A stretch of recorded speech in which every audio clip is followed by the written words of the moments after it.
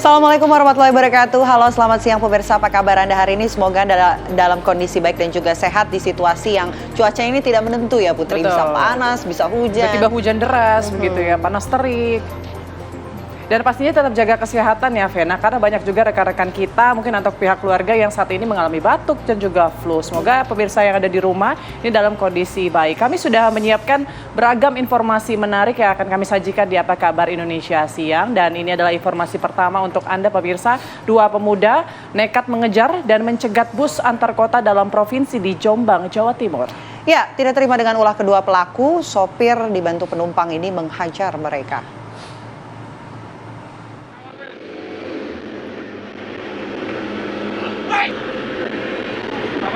Inilah aksi 2 pemuda di Jalan Kiai Haji Hasyim Asy'ari, Jombang, Jawa Timur.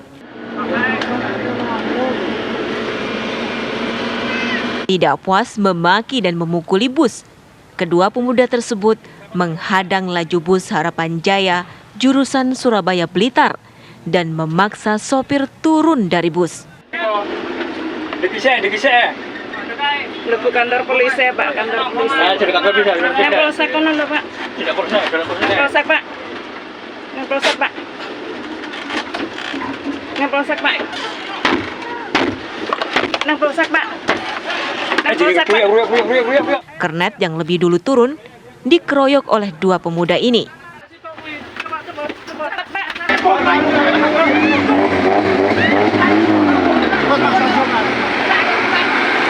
Melihat ulah kedua pemuda, para penumpang turun dan menghajar kedua pemuda tersebut.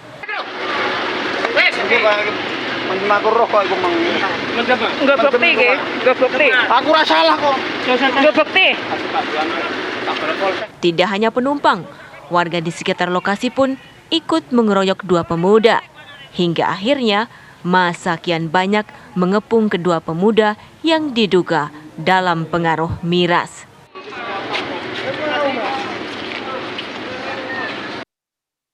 Beruntung, polisi segera tiba di lokasi untuk menyelamatkan keduanya dari amukan massa. Belum diketahui pasti penyebab nekatnya kedua pemuda tersebut, namun diduga kedua Bang Jago ini kesulitan menyalip bus Harapan Jaya. Pelakunya 2 orang. 2 orang. Ya. Itu penumpang mobil atau siapa Pak yang mukuli supir itu? Bawa apa? Pakai sepeda motor tadi. Kelihatan kalau mendem wong dipukuli sama polisi Mabuk apa gitu? Iya, mabuk. Itu sempat lempar kacanya dilempar nggak Pak? Iya. Oh, dipecah gitu? Iya. Dilempari batu itu di situ. Pak, itu dilempar batu dulu baru dihadang ataukah dihadang dulu baru Sudah dari sana dikejar. Sudah dari utara? Iya, dikejar. Terus berhenti busnya. Busnya Terus berhenti. dipukul lagi busnya. Pakai apa? Pakai batu, terus turun supirnya turun dipukul gitu loh.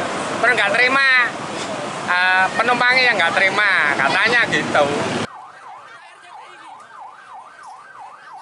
Guna pengusutan lebih lanjut, kedua pemuda yang belum diketahui identitasnya dan awak bus dibawa ke Mapores Jombang. Dari Jombang, Jawa Timur, Umar Sanusi, TV One mengabarkan.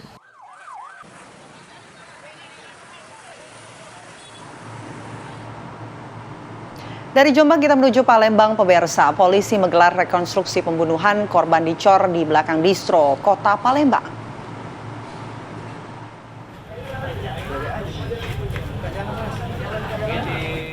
Jeritan dan kata-kata keluar dari sahabat dan warga sekitar saat Antoni yang merupakan pelaku utama mayat dicor keluar dari distro, lokasi tempat salah satu karyawan koperasi penagih utang yang dibunuh hingga mayatnya dicor di belakang distro milik pelaku di Sukarami, Kota Palembang, Sumatera Selatan.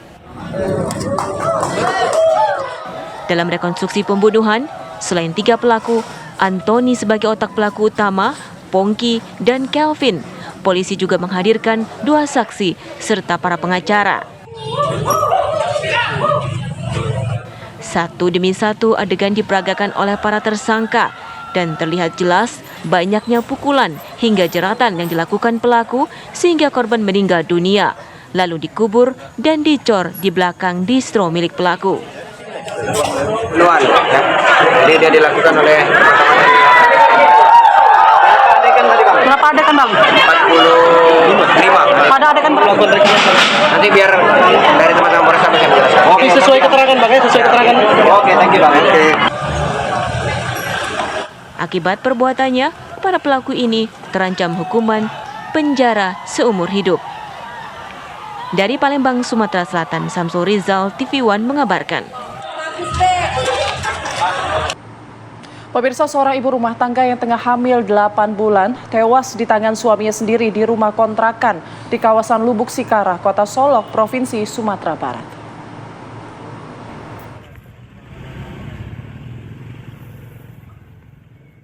Kejadian bermula karena sang suami sakit hati karena diingatkan sang istri agar segera berubah.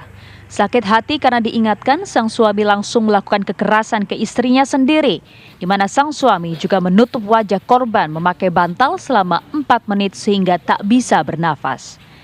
Pelaku melakukan sandiwara dengan berteriak minta tolong dan berpura-pura sedih.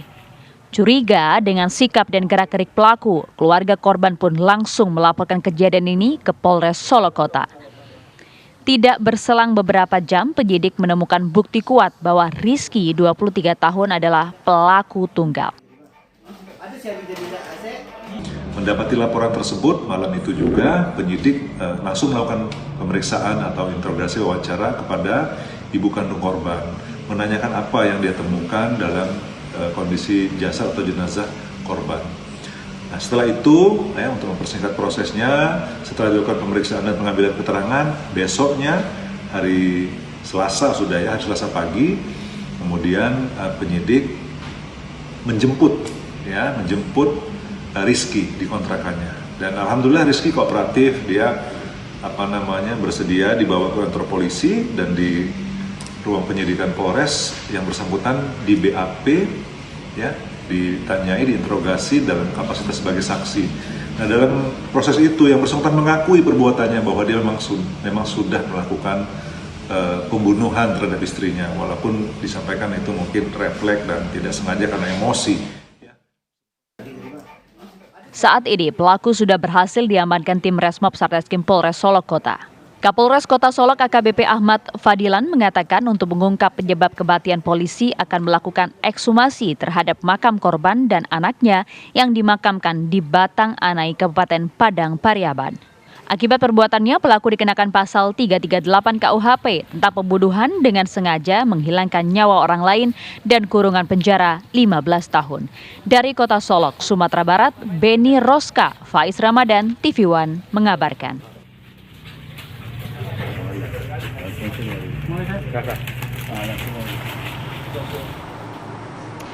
Ya, pemirsa, insiden penembakan yang melibatkan seorang oknum TNI Angkatan Udara terjadi di Kompleks Rumah Dinas TNI AU di Jalan Dewi Sartika, Palu, Sulawesi Tengah. Ya, akibat penembakan tersebut, seorang pemulung mengalami luka serius dan harus menjalani operasi. Kejadian bermula saat korban bernama Jerni memasuki Kompleks Rumah Dinas TNI Angkatan Udara untuk mencari sisa kardus dan botol bekas air mineral. Meskipun sempat dilarang masuk, Jerni tetap memaksa dengan alasan mencari barang bekas di belakang rumah dinas. Tak lama setelah itu, seorang oknum TNI Angkatan Udara keluar dari asrama membawa senapan angin dan menembak Jerni mengenai pinggang sebelah kiri. Jerni mengaku tak bisa bergerak akibat rasa sakit yang dirasakan pasca ditembak. Korban segera dilarikan ke Rumah Sakit Umum Samaritan Palu untuk mendapatkan perawatan intensif. Jam 5. Waktu itu lagi apa kamu orang? Kita orang cuma balet sampah, black. Terus kongkong anjing itu keluar, dia langsung dia tembak saya. Kamu dia ada senjata dia pakai? Ada senapan dia pakai. Berteriak juga dia? Dia berteriak juga? Iya, dia bilang kita pencuri padahal tidak ada yang kita orang ambil. Hingga saat ini, pihak kepolisian terus berkoordinasi dengan POM Angkatan Udara. Pemerintah setempat melalui Wakil Bupati Sigi Samuel Yansen Pongi mengunjungi Jerni untuk memastikan kondisi warganya yang menjadi korban penembakan oknum TNI. Saya sempat berkomunikasi dengan korban. Jadi yang pertama, korban dalam keadaan sadar. Kemudian saya tanya sama petugas kesehatan, yang mana untuk tanda-tanda angka yang, dia bilang semua normal, tekanan normal, begitu. Jadi semua normal, kecuali karena rasa sakit, itu saja penyebabnya. Proyektil peluru masih bersarang di pinggang Cerny. Pihak rumah sakit menyebut akan melakukan operasi pengangkatan proyektil Jumat siang. Dari Palu, Sulawesi Tengah, Abdi Mari, TV One mengabarkan.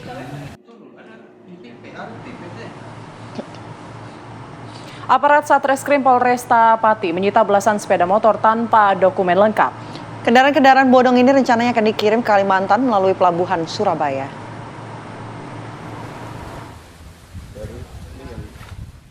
Satreskrim Polresta Pati menggagalkan penyelundupan 17 sepeda motor bodong dalam sebuah operasi di Desa Tanjung Sari, Kecamatan Tlogowungu, Pati, Jawa Tengah. Rencananya belasan kendaraan ilegal itu akan dikirim ke Kalimantan melalui pelabuhan di Surabaya, Jawa Timur. Dalam pemeriksaan ditemukan sepeda motor tersebut hanya dilengkapi STNK tanpa adanya BPKB. Beberapa kendaraan bahkan tidak memiliki surat-surat sama sekali.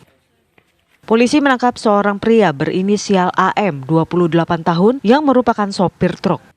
AM mengaku telah mengambil sepeda motor tersebut dari luar Kabupaten Pati dan telah 3 kali melakukan pengangkutan sepeda motor bodong ke luar Jawa dengan upah Rp1 juta per sepeda motor yang diangkut. Untuk mengelabui petugas, puluhan motor tersebut diberi tumpukan kasur dan ditutupi terpal. Dari Polresta Pati mendapatkan informasi adanya sebuah truk yang mengangkut beberapa kendaraan roda 2 diparkir di pinggir jalan. Kemudian dilakukan pengecekan terhadap kendaraan-kendaraan tersebut, didapati bahwa kendaraan tersebut tanpa memiliki dokumen yang lengkap, di mana hanya dilengkapi STNK dan beberapa buah kendaraan tanpa ada surat-surat sama sekali. Pelaku saat ini berada di rutan Polresta Pati untuk menjalani pemeriksaan. Polisi masih mendalami kasus ini untuk mengungkap jaringan penyelundup motor bodong. Dari Pati, Jawa Tengah, Abdul Rohim, TV One mengabarkan. Kita beralih ke informasi lainnya untuk Anda pemirsa. Seorang kakek berusia 75 tahun tinggal sebatang kara di sebuah gubuk tak layak huni di pusat kota kabupaten usai ditinggal istrinya kabur. Ya, untuk bertahan hidup, sang kakek hanya mengharap belas kasihan tetangga dan warga untuk memberinya makan.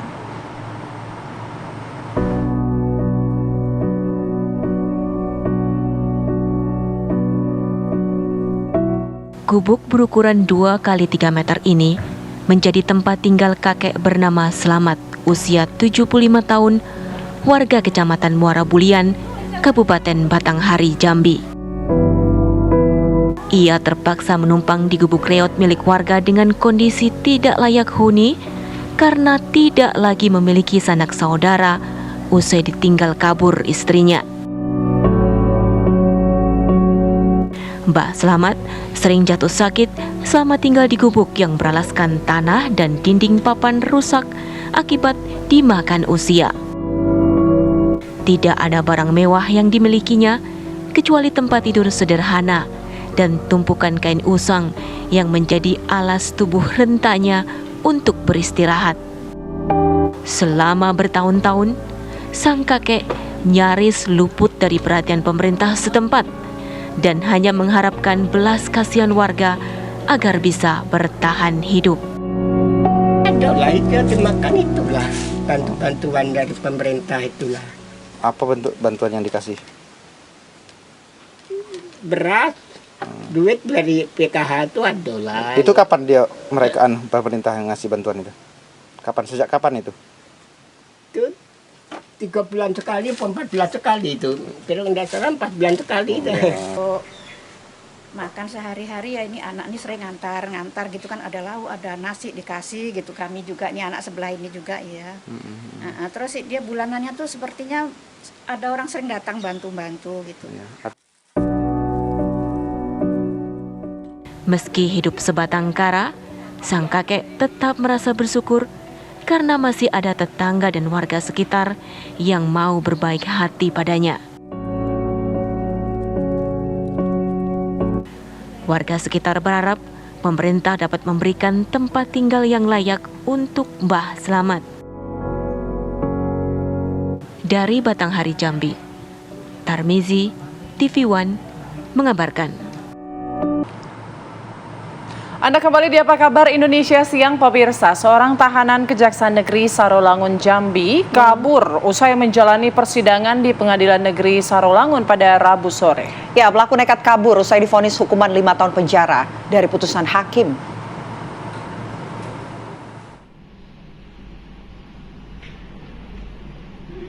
Inilah rekaman CCTV saat tahanan Kejaksaan Negeri Sarolangun usai menjalani sidang di Pengadilan Negeri Sarolangun, Jambi saat hendak menuju ke mobil tahanan lewat belakang gedung pengadilan. Dalam tayangan terlihat ada belasan tahanan yang baru menjalani persidangan dan mereka keluar secara berbaris lewat pintu belakang. Pelaku yang nekat langsung berlari kencang keluar barisan menuju semak belukar yang ada di bagian samping belakang gedung. Petugas yang mengawal tahanan berupaya mengejar pelaku yang kabur. Diketahui pelaku bernama Sadit berusia 37 tahun, warga desa Sungai Gedang, Kecamatan Singkut, Kabupaten Sarolangun, merupakan terdakwa kasus pencurian dengan kekerasan yang divonis hakim dengan hukuman 5 tahun penjara. Dan yang bersangkutan juga sudah pernah mencoba lari dari lapas dari lapas dan berhasil ditangkap. Kemarin melakukan pelarian diri lagi dan kami masih terus mencari sampai dapat. Hingga saat ini, pihak Kejaksaan Negeri Sarolangun dibantu oleh kepolisian masih terus memburu pelaku hingga ke dalam hutan. Dari Sarolangun, Jambi, Darlianto, TV One mengabarkan.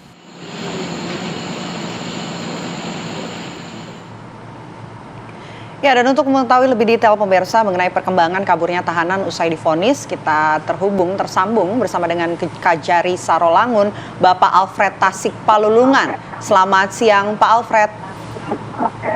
Selamat siang, Bu.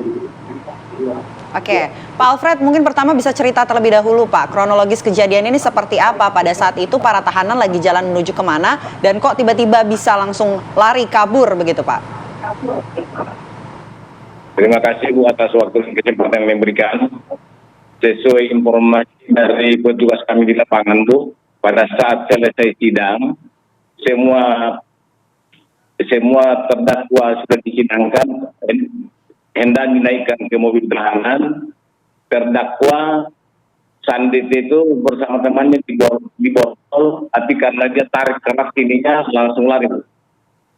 Jadi petugas kami berupaya juga untuk mengejar, tapi karena dia terlalu cepat, petugas kami juga dibantu oleh kepolisian, namun tidak berhasil untuk mengejar terdakwa. Baik, Pak Alfred, tapi kalau kondisi dari ruang sidang atau lingkungan di sana, apakah pagarnya ini memang bisa dilewati dengan mudah seperti itu atau bagaimana pengamanan dari lingkungannya? Kurang jelas, Bu, suaranya. Baik, kalau kita lihat pagarnya ini harusnya kan tinggi ya, Pak. Kalaupun beliau kabur, itu artinya bagaimana bisa dengan mudah terpidana ini kemudian melompat begitu saja? Kalau di lapangan, Bu, pagar di pengadilan itu memang tidak ada di bagian belakang, Bu. Di depan saja yang dipagar, di bagian belakangnya tidak ada pagar. Oke. Pak, memang tahanan yang kabur ini itu tidak diborgol, Pak, pada saat berbaris begitu setelah keluar dari ruang sidang?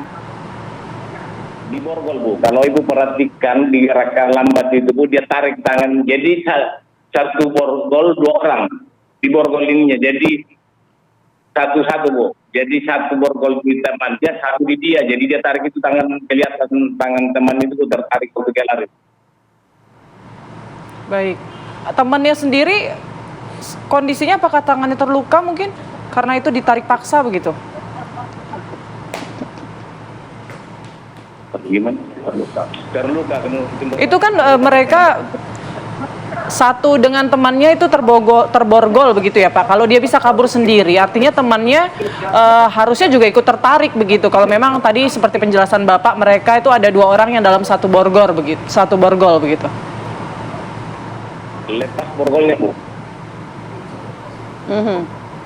Oke. Borgolnya terlepas dengan terdakwa Sandi. Pak, ini kalau berdasarkan CCTV, ini tidak ada penjaga begitu yang ada di sekitar pagar di mana pelaku ini sempat melompat. Bagaimana petugas-petugas yang lain tuh posisinya pada saat itu ada di mana, Pak? Kok bisa hilang pantauan begitu? Petugas kami, Bu, 2 orang dari kejaksaan, 2 orang dari polisi. Jadi petugas itu dia mengikuti terdakwa ada di depan, ada di belakang. Jadi tidak ada yang jaga di belakang kantor pengadilan. Jadi petugas itu hanya penjaga tahanan. Jadi tidak ada yang berjaga di sekitar pengadilan, Bu. Baik.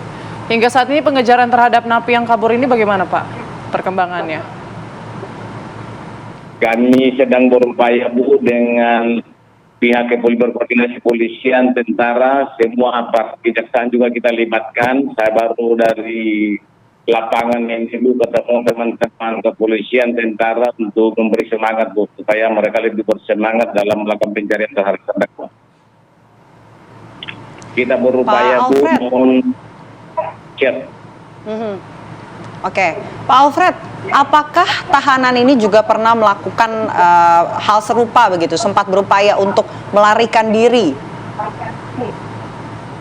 Kalau menurut informasi dari teman-teman, Bu, dia juga sudah pernah melarikan diri dari lapas. Dan terdakwa ini sudah 2 kali divonis dalam perkara kasus pencurian dengan kekerasan. Untuk perkara ini dakwaannya pencurian dengan kekerasan dengan pemerasan, tapi yang terbukti pemerasan, divonis 5 tahun penjara. Baik. Oh, artinya dia itu adalah residivis ya Pak di kasus yang sama? Iya, Bu. Oke, baik, Pak Alfred.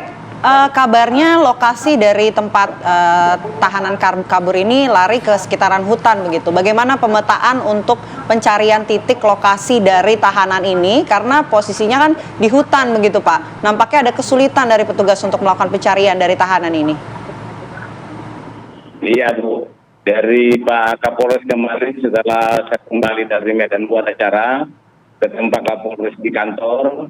Pada saat kejadian itu malam itu langsung dilakukan pengepungan, tapi tidak ditemukan juga. Ya, karena bukannya rumput semua belukar. Jadi jarak pandang cukup dekat. Baik, terima kasih banyak Pak Alfred selaku Kajari Sarolangun Jambi telah berbagi dan bergabung dan juga berbagi informasi bersama kami di Apa Kabar Indonesia Siang. Selamat siang, sehat selalu Bapak. Kita tunggu update-nya ya, mudah-mudahan tahanan ini bisa segera ditemukan. Betul sekali. Ya, baik pemirsa, kami hadirkan informasi lainnya untuk Anda pemirsa. Ini ada sidang vonis mantan Menteri Pertanian Syahrul Yassin Limpo yang pada Kamis kemarin ini menjalani sidang vonis dan nampaknya usai sidang vonis kemarin, sidang berlangsung dengan ricuh ya setelah hakim membacakan putusan terhadap Syahrul Yassin Limpo. Ya, kericuhan ini terjadi saat awak media hendak melakukan wawancara dengan Syahrul Yassin Limpo. Namun pemirsa, wartawan dihalang-halangi oleh pendukung SYL sehingga dorong-dorongan di lobi pengadilan pun terjadi. Tak sedikit wartawan yang terdorong oleh aparat keamanan, bahkan sebagian di antaranya ini terkena pukulan dan juga tendangan dari para pendukung SYL. SYL pun sempat tertahan akibat banyaknya awak media yang ingin mengambil gambar. Dalam kericuhan tersebut tak sedikit perangkat peliputan yang rusak terinjak-injak.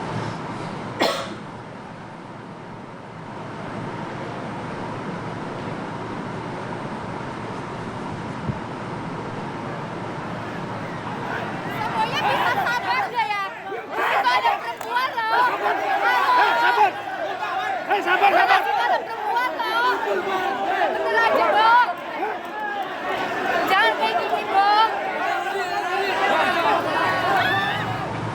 Pemirsa, aksi pencurian bajai yang terparkir di depan sebuah ruko di Jalan Panjang Kebon, Jakarta Barat terekam kamera pengawas CCTV. Ya, korban kini kehilangan mata pencahariannya.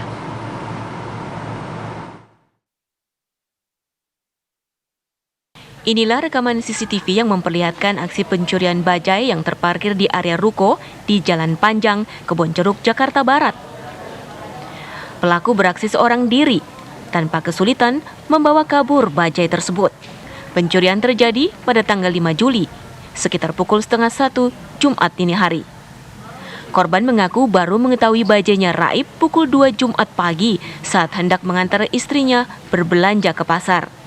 Supri, usia 57 tahun, harus kehilangan mata pencahariannya. Ia hanya bisa mengandalkan penghasilan sang istri yang bekerja sebagai pedagang gorengan. Tak hanya berdiam diri, demi mendapatkan kembali bajainya, Supri berupaya mencari bajainya ke beberapa pangkalan bajai yang dikenalinya. Sayangnya, 4 hari, upaya pencarian belum membuahkan hasil. Supri enggan melaporkan kasus ini ke pihak kepolisian lantaran takut dikenakan biaya. Biasanya kalau jam 2 kan berangkat tuh, langsung sekalian nganterin istri ke pasar. Nah, saya tiba-tiba jalan ke parkiran belakang itu tiba-tiba bajai sudah nggak ada. Saya udah berusaha nyari info dari Jakarta Selatan ke Jakarta Utara, info-info aja ke teman-teman, siapa tahu bajai saya bisa ketemu, tolong dibantu kawan-kawan, saya bilang gitu. Mau narik lagi, ya tahu sendiri keadaan narik lagi begini. Gitu, bajai satu-satunya itu aja, bajai setoran punya orang, tiba-tiba hilang, ya mau gimana lagi. Saya kalau mau lapor polisi takut kena biaya apa gimana gitu ya. Meski tak lapor polisi, Supri tetap berharap bajai yang digunakannya untuk mencari nafkah dapat segera ditemukan. Dari Jakarta, Arif Budiman Saputra, TV One mengabarkan.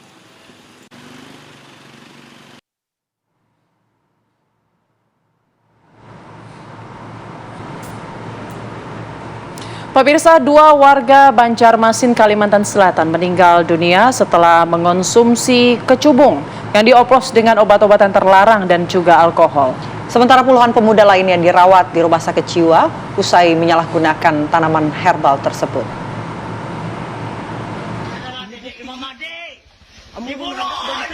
Pemuda ini berlaku aneh setelah mengonsumsi tanaman kecubung. Dia mengaku sebagai Tuhan dan mengamuk di rumah penduduk. Beberapa pemuda di Banjarmasin, Kalimantan Selatan memang berlaku aneh setelah menyalahgunakan tanaman herbal itu.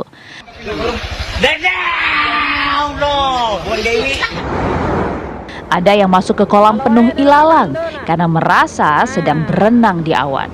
Sidin mungkin kesubalahan nih mungkin di atas awan benar. Bahkan pemuda ini sengaja duduk di tengah jalan sehingga membahayakan dirinya serta pengguna jalan lainnya. Mereka semua mendadak tak bisa membedakan kenyataan dengan imajinasi karena diduga mengalami halusinasi parah. Warga akhirnya membawa para korban kecubung ini ke Rumah Sakit Jiwa Sambang Lihum Banjar dan langsung mendapat penanganan. Direktur RSJ Sambang Lihum, Yudi Riswandi, mengatakan para pasien ini berhalusinasi setelah mengkonsumsi kecubung yang dioplos dengan obat-obatan terlarang dan alkohol. Sejak Jumat pekan lalu sampai hari ini, pasien akibat tanaman herbal itu terus berdatangan. Bahkan ada 2 orang yang meninggal dunia. 9 ini ada 2 yang meninggal. Yang pertama pada hari Jumat dan yang kedua tadi pagi. Ini kondisi karena sudah menekan pusat nafas dari efek intoksikasi. Nah, satu lagi menikmati senja lagi. Fenomena mabuk kecubung dalam beberapa hari ini menjadi perhatian jajaran Direktorat Reserse Narkoba Polda Kalsel. Jajaran Ditres Narkoba Polda Kalsel berinisiatif melakukan uji laboratorium dengan mengirimkan sampel ke BPOM Kalsel. Bahasanya kalau orang Banjar bilang pohon kecubung ya, atau ternaknya kecubung ya. Kita lakukan uji lab berkaitan apa sebenarnya kandungan yang ada dalam pohon tersebut, ya, baik batangnya, daunnya atau bijinya. Agar kejadian tak terulang, masyarakat diimbau untuk mewaspadai peredaran kecubung yang dioplos dengan obat-obatan dan alkohol. Warga diminta tidak mengkonsumsi kecubung karena bisa membahayakan kesehatan dan keselamatan. Pagi-pagi ngaku Tuhan, datang ke sini mabuk. Dari Banjarmasin, Kalimantan Selatan, Rahmat Aidi, TV One mengabarkan. Wilayah Basarang, Pal 9. Tanaman kecubung pemirsa tergolong dalam tumbuhan terong-terongan, namun kerap disalahgunakan karena bisa memberi efek mabuk bagi yang mengkonsumsinya. Tanaman kecubung dengan bahasa Latin Datura metal memiliki bunga seperti trompet dan bunga dan buah seperti terong. Efek yang bisa ditimbulkan yaitu analgesik dan narkotik. Biji kecubung mengandung alkaloid yang berefek halusinasi dan juga bisa menyebabkan kegilaan baik sementara maupun permanen. Bagian yang paling beracun dari tanaman kecubung adalah bagian daun dan buahnya. Mengonsumsi buah dan bunga kecubung dapat menyebabkan kebingungan, pupil melebar, kehausan, detak jantung cepat, hilang ingatan, bahkan hingga kematian.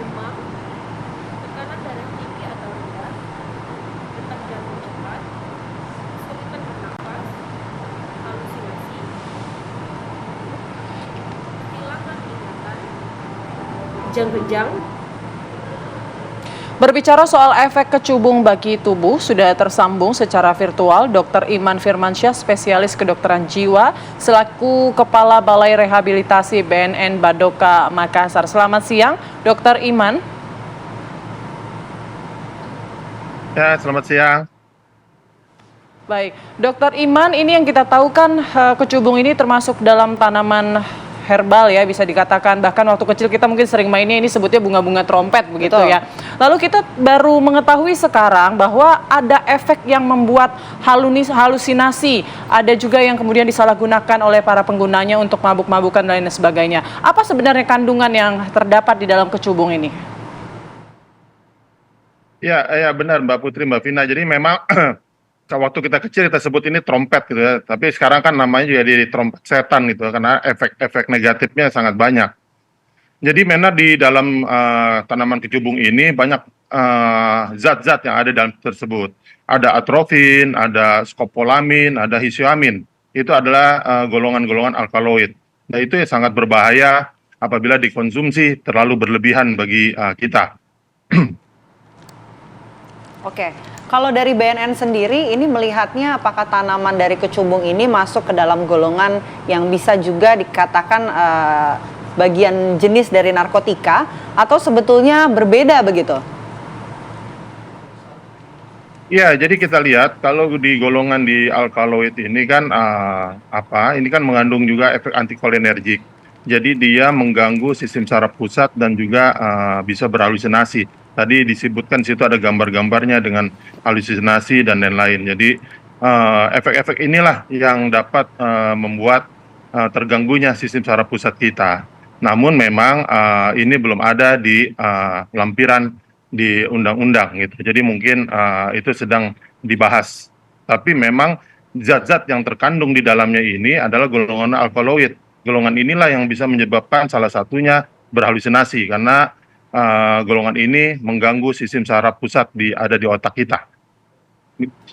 Baik. Tapi memang sebesar itukah efeknya untuk memabukkan misalnya, membuat halusinasi gitu? Atau memang karena puluhan warga di Banjarmasin ini memang mengoplos dengan alkohol dan juga obat-obatan terlarang lainnya?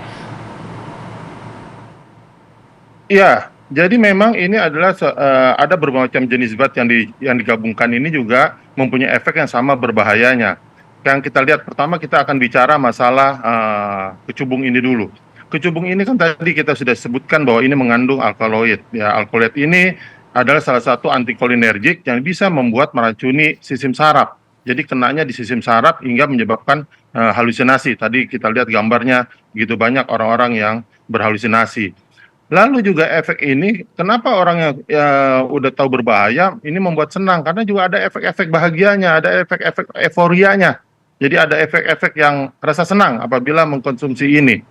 Nah, lalu yang makin lama dikonsumsi, makin bahaya, akan menyebabkan delirium atau kebingungan. Nah, ini yang sangat berbahaya.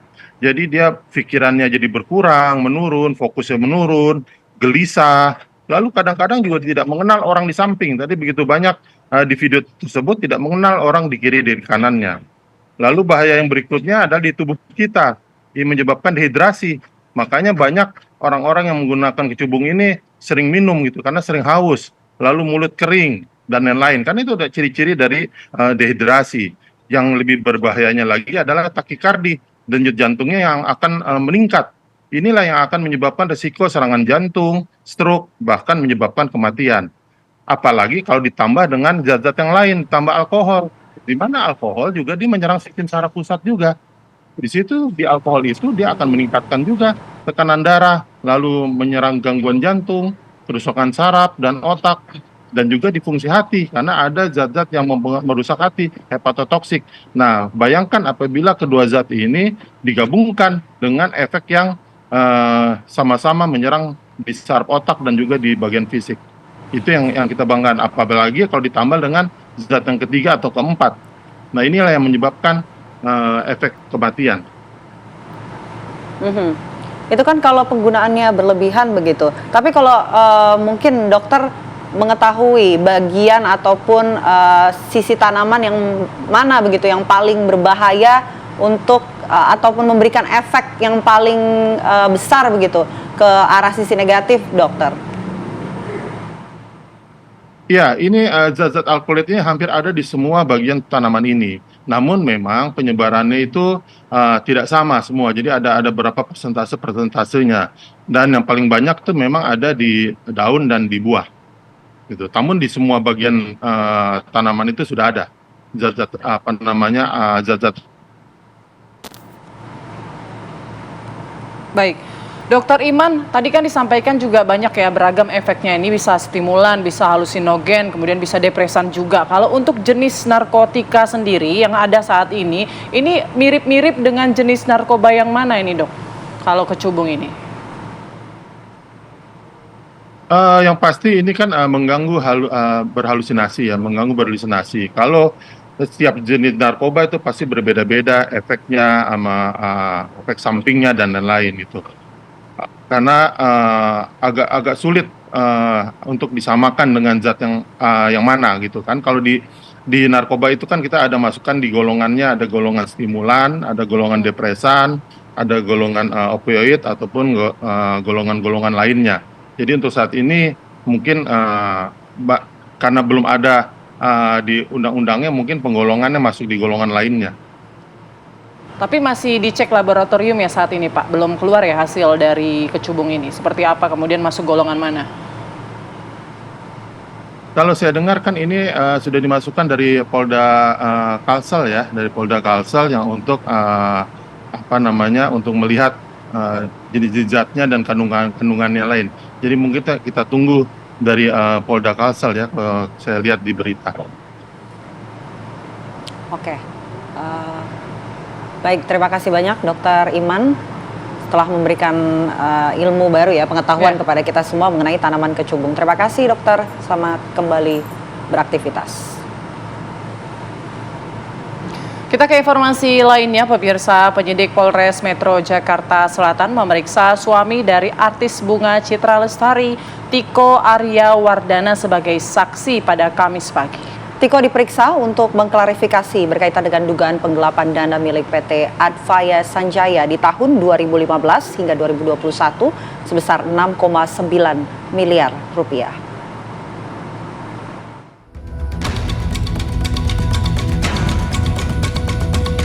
Tiko Arya Wardana, suami Bunga Citra Lestari, memenuhi panggilan penyidik Polres Metro Jakarta Selatan. Tiko didampingi kuasa hukumnya menjalani pemeriksaan. Ia diperiksa sebagai saksi terlapor. Pemeriksaan dimulai sekitar pukul 10 Kamis pagi ini. Hingga kini penyidik masih melakukan pemeriksaan dugaan kasus tindak pidana penggelapan dalam jabatan yang menyeret suami artis Bunga Citra Lestari tersebut. Sebelumnya Tiko dilaporkan ke Polres Metro Jakarta Selatan oleh mantan istrinya berinisial AW. Lantaran ia diduga merugikan perusahaan yang mereka dirikan sebesar 6,9 miliar rupiah. Pelaporan dan perkembangan penanganan kasus ini masih ditangani oleh penyidik Satuan Reserse Kriminal Polres Metro Jakarta Selatan. Prosesnya masih kami dalami sejauh mana peran yang bersangkutan, sehingga nanti apabila sudah selesai akan kita sampaikan ke rekan-rekan media. Kasus ini sendiri dilaporkan ke Polres Metro Jakarta Selatan pada tahun 2022 lalu saat Tiko Aryawardana masih berstatus suami AW. Sebelumnya, pasangan ini mendirikan sebuah perusahaan yang bergerak di bidang makanan dan minuman dengan Tiko sebagai direkturnya dan AW, sang mantan istri, sebagai komisaris perusahaan. Berdasarkan hasil audit investigasi melalui auditor independen, ditemukan adanya penggunaan dana yang tidak jelas peruntukannya oleh terlapor sebesar 6,9 miliar rupiah. Dari Jakarta, Robin Fredri, TV One, mengabarkan.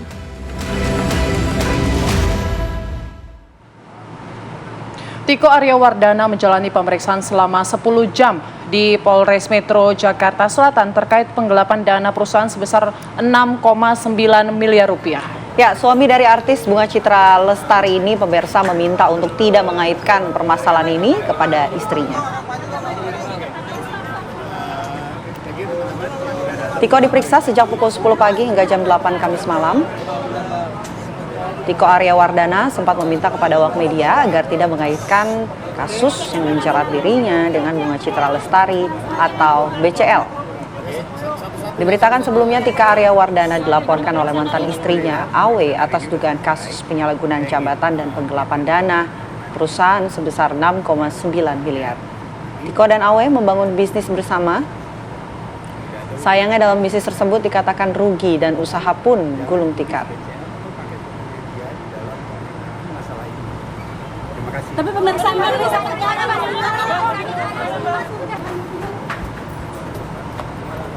Aku ya? Tadi ada pertanyaan.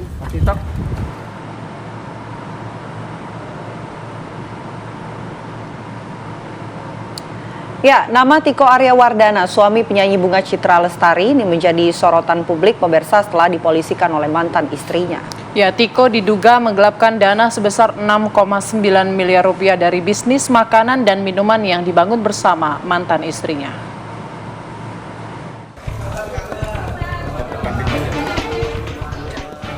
Sebelum membina rumah tangga dengan Bunga Citra Lestari, Tiko Aryawardana pernah menikah dengan AW pada 26 Juni 2014 dan memiliki 3 orang anak. Menurut data dari Mahkamah Agung, keduanya bercerai pada akhir tahun 2021 karena perselisihan dan masalah nafkah. Awalnya Tiko dan mantan istri mendirikan bisnis makanan dan minuman dengan nama perusahaan PT Arjuna Advaya Sanjaya. Tiko menjabat sebagai direktur, sementara AW, mantan istri Tiko, sebagai komisaris. Seluruh modal untuk menjalankan usaha berasal dari AW. Meski awalnya perusahaan lancar, pada tahun 2019 terancam bangkrut karena tidak mampu membayar sewa. Karena curiga, AW kemudian melakukan audit eksternal dan menemukan dana yang diduga digelapkan oleh Tiko. Menilik dari akun Instagram pribadinya, Tiko, seorang yang gemar berolahraga terutama basket. Pria berusia 41 tahun tersebut juga berprofesi sebagai disc jockey alias DJ. Saat ini, Tiko bekerja di bidang wealth management sebagai ahli pemasaran dan penjualan produk di sebuah bank terkemuka. Selain dari pekerjaannya di bank, Tiko juga diketahui sedang membangun bisnis di bidang musik. Ia disebut-sebut juga bekerja sebagai pendiri Bombshell Records, media rekaman khusus vinil di Jakarta. Tim TV One mengabarkan.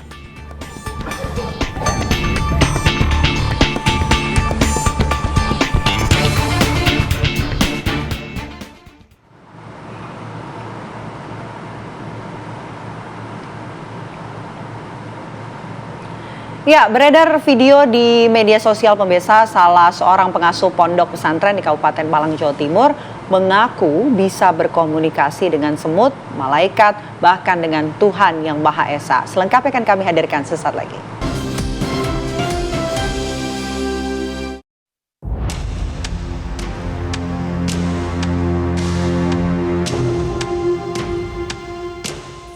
Bahasa semut. Bismillahirrahmanirrahim. Syifi'in hasya'atan laysanakari makilin makin mukalim Allah. Itu bahasa semut.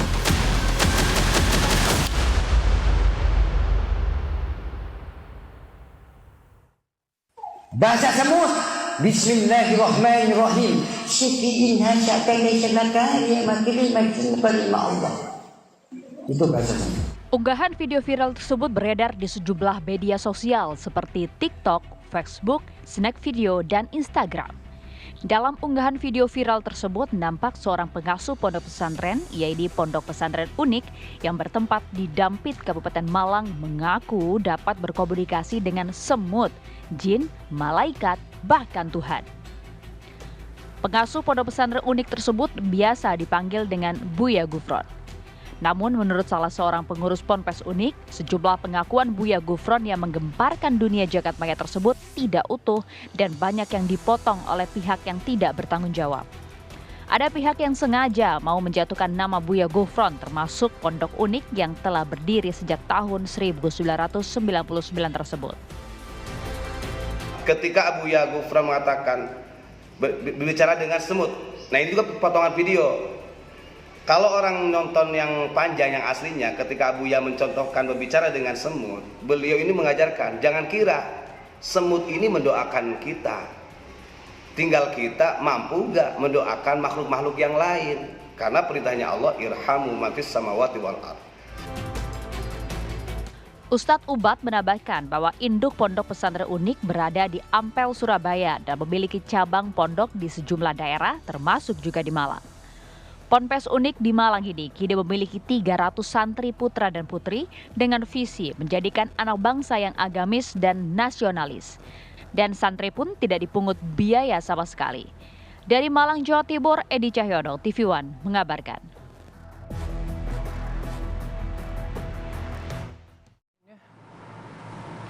Ya, dan untuk membahas lebih jauh, lebih detail pemirsa bagaimana ajaran dari Buya Baba Gufron ini, kami sudah tersambung bersama dengan Prof. Utang Ranuwijaya selaku Ketua Bidang Pengkajian, Penelitian dan Pengembangan MUI Majelis Ulama Indonesia. Selamat siang, Assalamualaikum warahmatullahi wabarakatuh, Prof. Assalamualaikum warahmatullahi wabarakatuh. Siang Mbak Putri dan Mbak Pena. Baik, Prof, mungkin sejauh ini MUI Pusat apakah sudah menerima laporan dari MUI Malang berkaitan dengan Mama Gufron video viral yang bisa berbicara dengan semut, kemudian juga bisa berkomunikasi dengan malaikat, bahkan Tuhan. Ini seperti apa pendalaman dari Majelis Ulama Indonesia sejauh ini? Ya, terima kasih Mbak Putri dan Mbak Pena. Beberapa hari yang lalu ada tim dari MUI Pusat yang berkunjung ke MUI Malang untuk mencoba mendalami dan mengambil informasi dari apa yang sedang dilakukan oleh tim dari MUI Malang, dan ternyata memang MUI Malang sudah mencoba mendalam ini dan mencoba untuk menanganinya dengan serius, dan bahkan sudah berkunjung ke pesantren Unik ini, pesantren yang disebut dengan Mama Gufron ini. Tapi sayang sekali tim yang datang ke pesantren ini tidak sempat ketemu dengan Mama Gufron yang dimaksud dia. Mereka hanya bertemu dengan salah seorang atau beberapa orang dari petugas di pondok pesantren itu. Tapi kemudian juga saya dapat informasi dari tim yang turun ke Malang itu bahwa di MUI Malang sudah ada semacam draft kesimpulan ya dari hasil pemantauan mereka, tapi ini baru draft sifatnya. Masih terus mereka melakukan pendalaman tentang apa yang mereka dapatkan dari dokumen, kemudian didapatkan juga dari media sosial ya. untuk diambil kesimpulan. Memang kalau saya lihat ya dari apa yang dilaporkan sementara oleh teman-teman dari yang turun ke lapangan, turun ke Malang itu, memang ada yang terkait dengan persoalan-persoalan yang sudah menjadi concern Majelis Ulama Indonesia, terutama bidang pengkajian dan penelitian, yakni ada yang terkait dengan kriteria yang 10. Kriteria yang 10 ini, sebagaimana kita maklumi, adalah kriteria yang berhubungan dengan persoalan-persoalan kesesatan dalam pemahaman agama, khususnya dalam soal-soal akidah.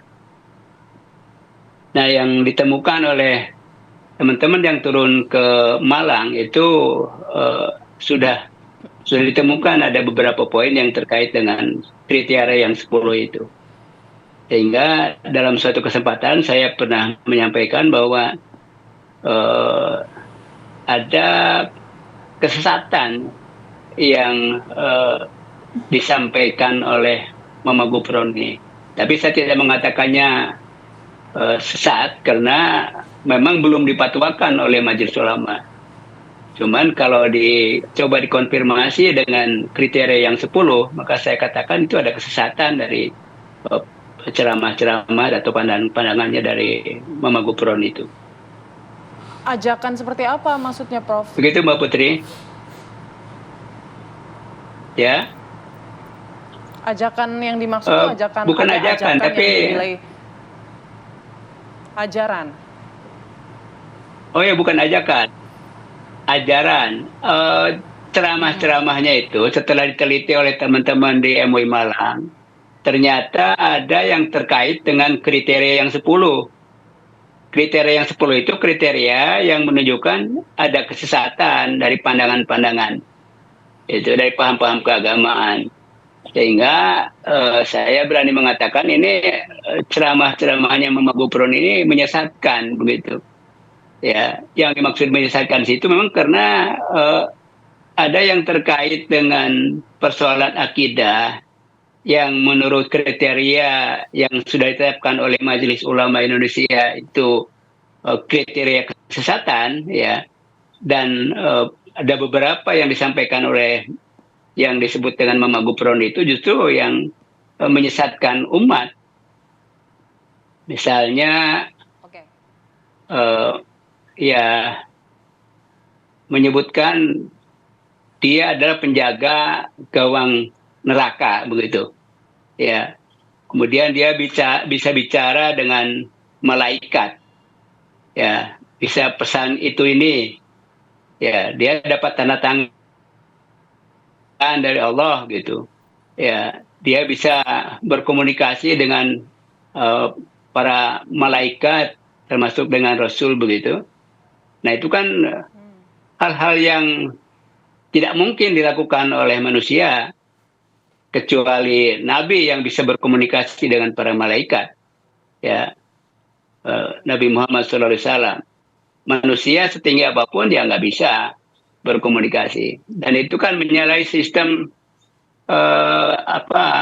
akidah kita.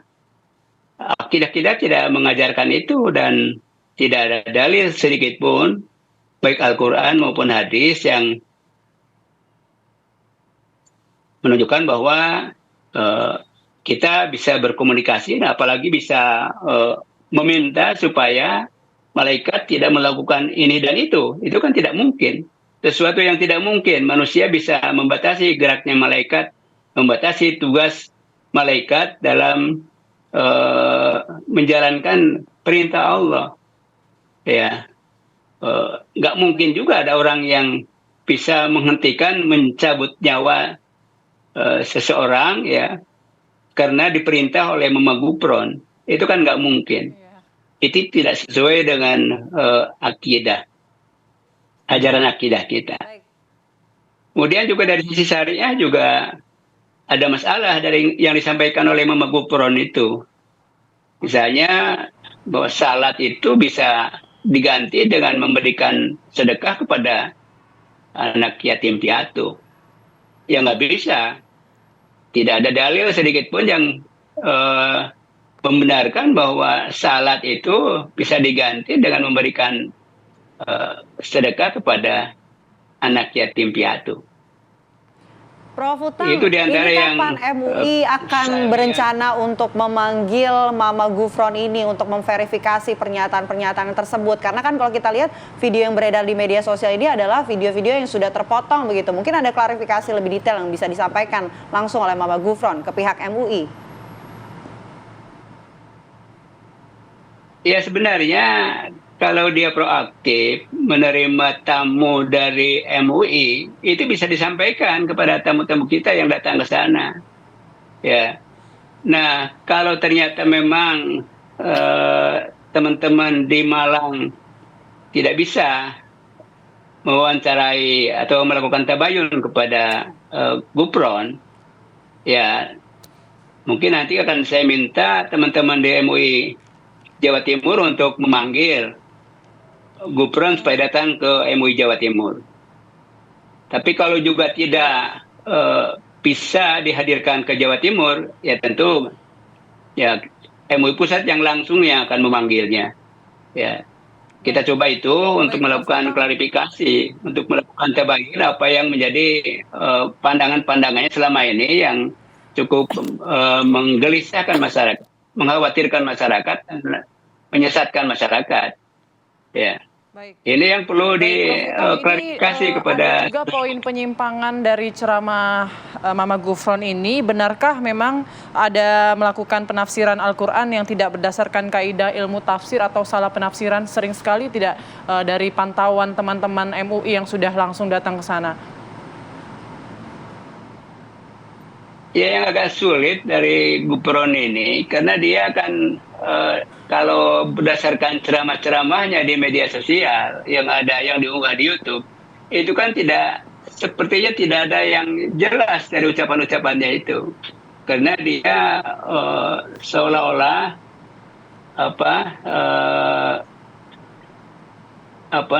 dia menggunakan bahasa Suryani dan seolah-olah pendengar itu paham dengan apa yang dia katakannya. Padahal sebenarnya para pendengar itu tidak paham itu. Para mustami itu, para jamaah itu tidak paham apa yang dikatakan oleh Gufron itu. Ya, jadi sulit juga untuk mencoba mengambil kesimpulan bahwa dia itu tidak menggunakan tafsir yang muktabar. Sama juga dengan sulitnya apakah dia menggunakan tafsir yang muktabar. Itu juga sulit karena dia menggunakan bahasanya yang tidak jelas. Ya, orang mengatakan bahasa Suryani, tapi setelah saya dengar juga komentarnya dari netizen yang paham bahasa Suryani, malah mengatakan itu katanya nggak jelas itu bahasa Suryaninya dari mana sumbernya begitu.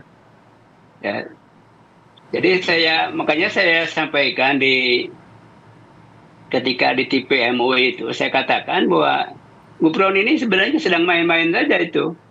Main-main dalam soal keagamaan, tapi kemudian orang melihatnya serius dan ini banyak masalah yang dia sampaikan itu. Baik, sehingga kita bisa menilai bahwa dia sangat meresahkan masyarakat. Begitu. Ya. Baik, Prof. Utang, tentu kita sangat menantikan ya pendalaman yang masih akan terus dilakukan oleh Majelis Ulama Indonesia, baik itu MUI Malang maupun MUI Pusat. Kita tunggu update-nya. Terima kasih banyak Prof. Utang atas waktunya di Apa Kabar Indonesia Siang. Assalamualaikum warahmatullahi wabarakatuh. Waalaikumsalam warahmatullahi wabarakatuh. Belasan emak-emak ini terlihat antusias saat terlibat dalam perbaikan jalan di Dusun 2D, Desa Jatimulyo, Kecamatan Jati Agung, Lampung Selatan. Pasalnya, jalan ini merupakan jalur poros yang menghubungkan 3 desa di Kecamatan Jati Agung, Lampung Selatan, yakni Desa Jatimulyo, Desa Karangsari, serta Desa Fajar Baru. Emak-emak ini berjibaku membantu proses perbaikan jalan yang menjadi akses utama mobilitas warga untuk beraktivitas sehari-hari, seperti antar jemput anak sekolah, bekerja, berdagang, serta bepergian antar desa hingga ke kota Bandar Lampung. Jalan poros desa sepanjang hampir 1 km ini tidak kunjung diperbaiki sejak belasan tahun yang lalu. Jalan bermedan tanah digenangi air saat hujan turun. Tidak sedikit warga yang terjatuh dari sepeda motor akibat jalan yang licin dan berlumpur. Menurut warga, meski sudah berulang kali mengajukan proposal dan peninjauan, pihak desa dan pemerintah kabupaten setempat tidak kunjung memperbaiki jalan. Sedih banget saya Pak kalau mau lalu di sini. Jalannya buruk. Teman-teman jalan udah halus mulus, kita jalannya jelek Pak. Dari pemerintah belum ada tindakan sama sekali. Berulang kali diukur Pak Kades, Pak Kadus. Nihil Pak, nihil. Dana dari swadaya masyarakat semua Pak. Belum ada dana dapat invest dari mana-mana, belum dapat. Semuanya dari masyarakat Pak. Kalau jalan ini rusak sudah berapa lama Bu? Dari dulu jalannya memang rusak. Belum ada perbaikan sama sekali Bu? Belum. Makanya kita lakukan perbaikan ini berarti ya? Iya. Berapa tahun Bu? Puluhan tahun? Udah puluhan tahun. Dari saya Becek, licin, ya paling tidak kadang-kadang nganter anak sekolah itu ngeri malam, pagi, itu pasti becek. Memang sering ya Pak ya, dari luar maupun kampung sini akses jalan ini menuju 3 desa Pak? Emang sering, emang jalan ini jalan akses utama 3 desa. Perbaikan jalur poros desa ini melibatkan 180 kepala keluarga di 4 RT di 3 desa setempat. Mereka secara swadaya memperbaiki jalan dengan sukarela memberikan iuran baik berupa barang material atau berbentuk uang sebesar Rp100.000. Swadaya masyarakat ini diharapkan menjadi tolak ukur desa lainnya untuk mandiri membangun desa. Pasalnya sudah berulang kali warga mengajukan untuk perbaikan jalan, namun tidak pernah mendapat perhatian dari pemerintah desa setempat maupun pemerintah Kabupaten Lampung Selatan. Dari Lampung Selatan, Lampung, Pujiansyah, TV One mengabarkan.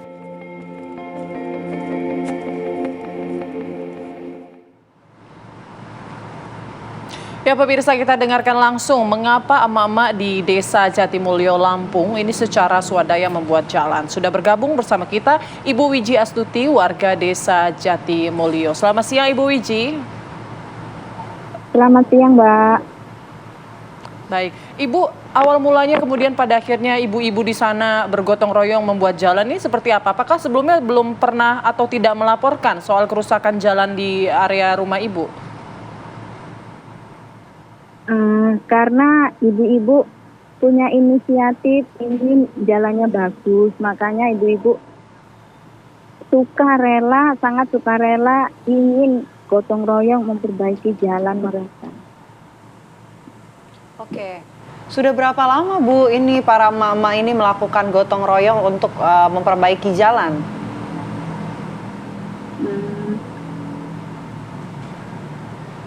Itu lama, cuman baru beberapa minggu ini baru dimulai pembangunan jalan di sini. Baik, ini rencananya jalan yang dibangun ini ada berapa panjangnya Bu? Berapa luas? Kemudian ada berapa ibu-ibu yang terlibat dalam perbaikan jalan ini?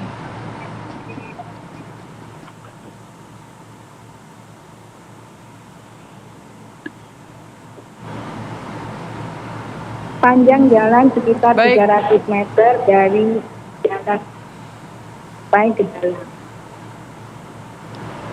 Oke. Baik. Bu Wiji, ini kok emak-emak yang ikut memperbaiki jalan, bapak-bapaknya ini pada kemana Bu Wiji? Kan ini hari Jumat, bapak-bapak kalau hari Minggu mereka bergotong royong semua. Hari ini kami mempersiapkan untuk pengecoran hari Minggu besok. Tapi kalau hari biasa, bapak-bapak juga ikut membantu? Kalau hari Minggu, bapak-bapak mutlak gotong royong di jalan, pengecoran. Kalau hari Minggu, ibu-ibunya membantu menyiapkan konsumsinya untuk bapak-bapak. Kalau dananya ini dari mana Bu untuk melakukan perbaikan jalan? Dana awal kami dapat dari swadaya masyarakat. Baik, berapa total dana yang dibutuhkan Bu untuk memperbaiki jalan 300 meter ini? Dan berapa orang yang terlibat dalam patungan lah ya, berapa orang yang ikut patungan dalam perbaikan ini?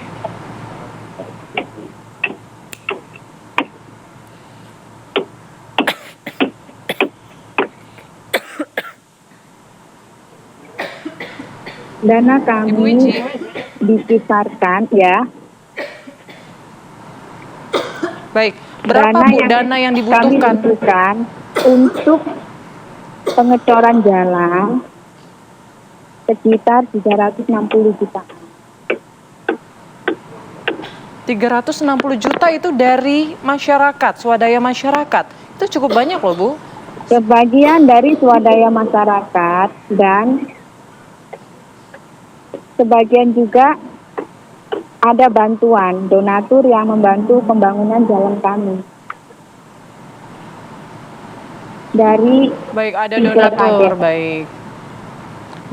Baik, terima kasih banyak ya informasinya Ibu Wiji Astuti. Kita harapkan semoga tetap sehat selalu dan jalannya juga bisa segera mulus begitu ya, segera diperbaiki. Terima kasih banyak Ibu Wiji telah bergabung bersama kami di Apa Kabar Indonesia Siang. Iya, sama-sama, terima kasih. Ya, pemirsa, usai jeda kami masih akan kembali dengan menghadirkan informasi menarik lainnya untuk Anda sesaat lagi. Ya, mengenai tradisi Melangun ini, pemirsa, kita akan coba cari tahu lebih dalam mengenai tradisi ini. Kami ajak Anda bergabung bersama dengan Firdaus, pembina suku anak dalam komunitas Orik. Selamat siang, Pak Firdaus.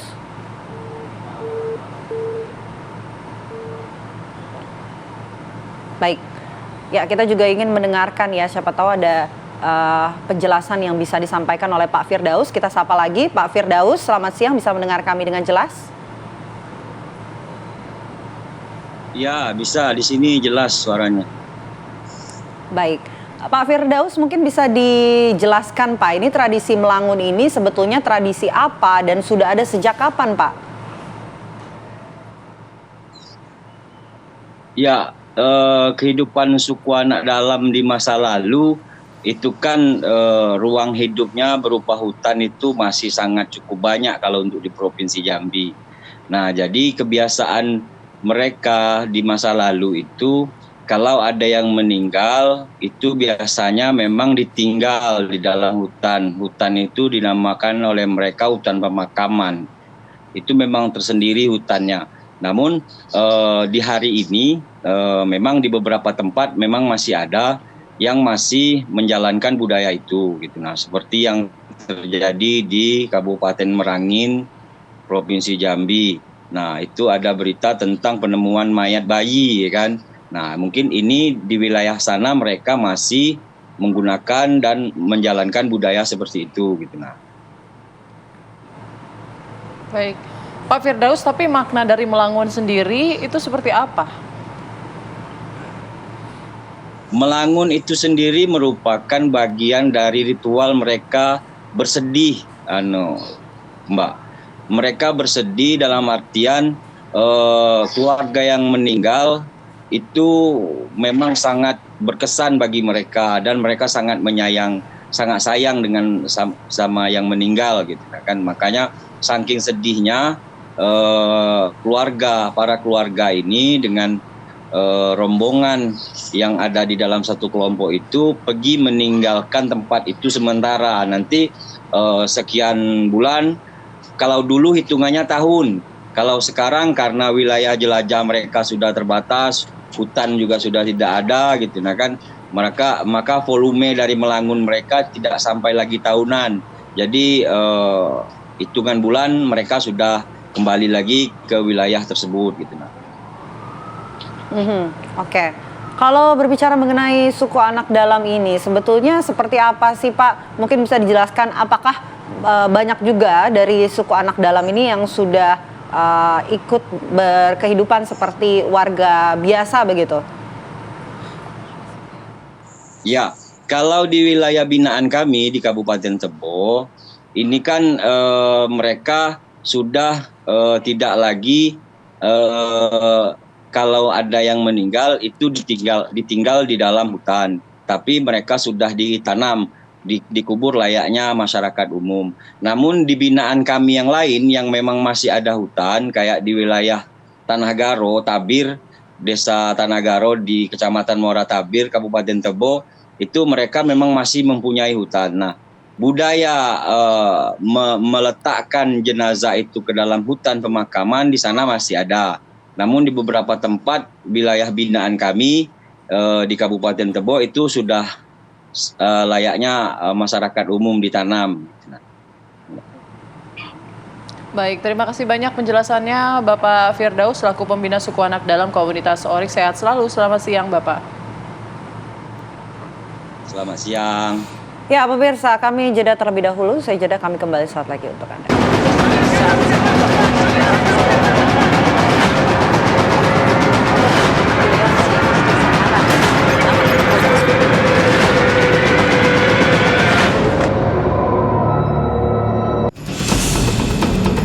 Kami mendapatkan laporan dari Indomarko di mana telah terjadi pembobolan brankas penyimpanan uang. Terus, pepet terus, sikat.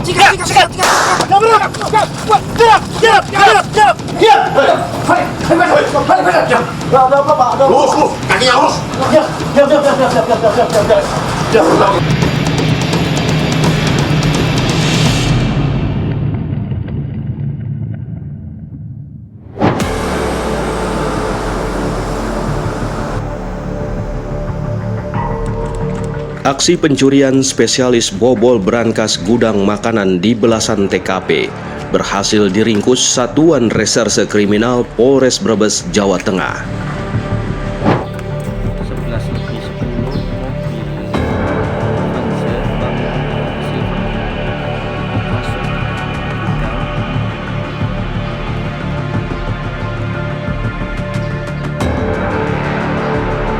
11.10 Dalam aksinya, kelompok yang berjumlah 4 orang ini merusak pintu kantor dan mencongkel brankas dengan menggunakan linggis,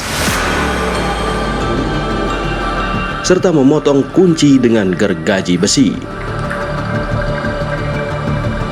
Kami mendapatkan laporan dari Indomarko, tepatnya di daerah Tanjung, Brebes, di mana telah terjadi pembobolan brankas penyimpanan uangnya.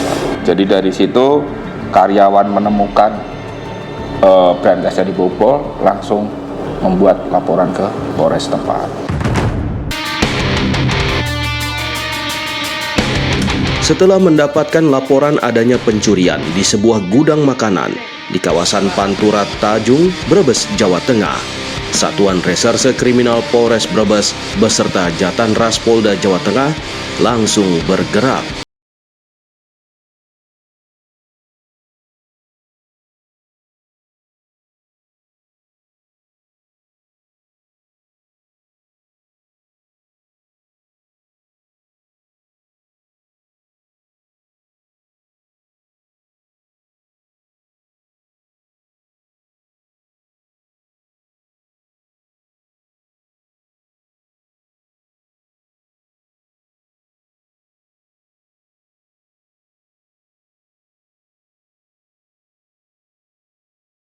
Pelaku. Keterangan saksi-saksi dan rekaman CCTV saat kejadian menjadi modal polisi untuk melakukan pengejaran dan penangkapan terhadap para pelaku. Dari ciri-ciri yang didapat, diketahui pelaku adalah bagian dari kelompok spesialis bobol brankas. Polisi langsung melakukan pengejaran terhadap para pelaku. Setelah mendapatkan informasi di lapangan terkait keberadaan pelaku, Satuan Reserse Kriminal Polres Brebes dan Jatanras Polda Jawa Tengah langsung meluncur. Terus. Diduga pelaku mengetahui keberadaan polisi. Aksi kejar-kejaran pun terjadi. Terus, pepet terus.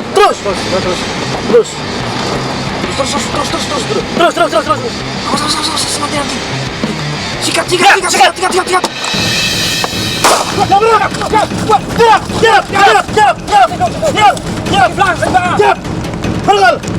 Pelaku yang diketahui bernama Ahmad Soleh, warga Subang, Jawa Barat, tak bisa berkutik saat polisi menangkapnya.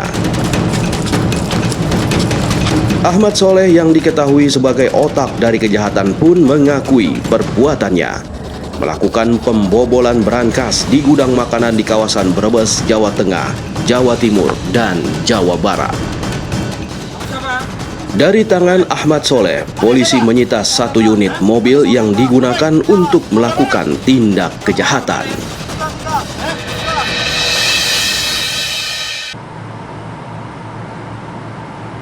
Ya, pemirsa, pemerintah kalang kabut menyusul lumpuhnya pusat data nasional usai dibobol oleh Pertas pada 20 Juni 2024. Ya, sempat berkelit dan menyatakan kekacauan itu hanya gangguan teknis semata.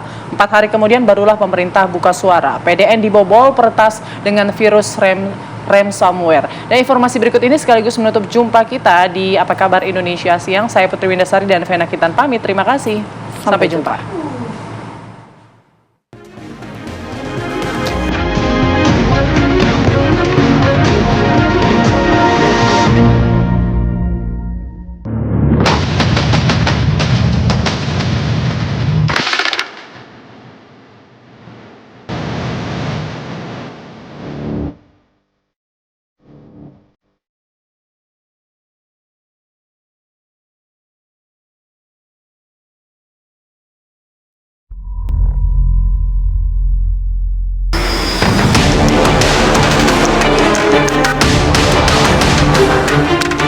Pemerintah kalang kabut akibat lumpuhnya pusat data nasional usai dibobol Pertas pada 20 Juni 2024.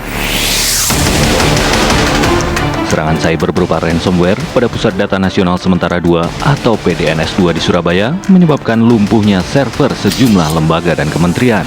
Dampak terparah terjadi pada Ditjen Imigrasi yang harus melayani penumpang pesawat dan kapal yang akan ke luar negeri. Dampak kerusakan ketika sistem PDN ini, walaupun Kominfo selalu mengklaim bahwa ini PDN sementara gitu, sistem Pusat Data Nasional ini kan digunakan secara live gitu, melayani masyarakat, contohnya imigrasi gitu, contohnya LKPP yang digunakan untuk pengadaan barang dan jasa, contohnya lagi adalah pendaftaran sertifikat halal. Kemarin baru rame lagi nih masalah KIP kuliah tuh, ada mahasiswa yang terancam dia tidak mendapatkan beasiswa gara-gara sistemnya rusak gitu.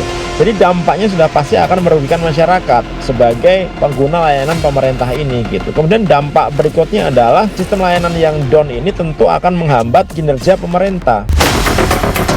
Setelah berkelit dan menyatakan kekacauan itu hanya gangguan teknis semata, 4 hari kemudian, pemerintah memberikan keterangan resmi PDNS dibobol Pertas dengan virus ransomware. Ini serangan ransomware di per negara di tahun 2022-2023. Slide berikutnya, kita bisa lihat ini ransomware yang tidak ada seluruh dunia yang tidak terkena serangan ransomware.